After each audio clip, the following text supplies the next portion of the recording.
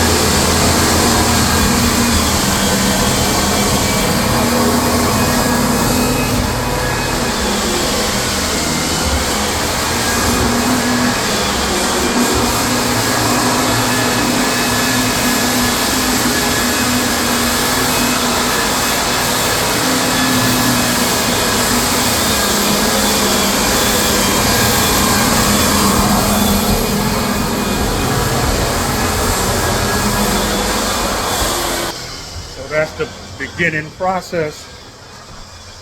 That's the first coat. You use the first layer, you use like a 50, 60 grit.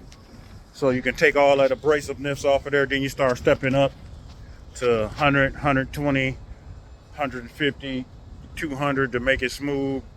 He takes a buffer and does his last sanding with a buffer before he start doing his coats. 3 coats of poly, and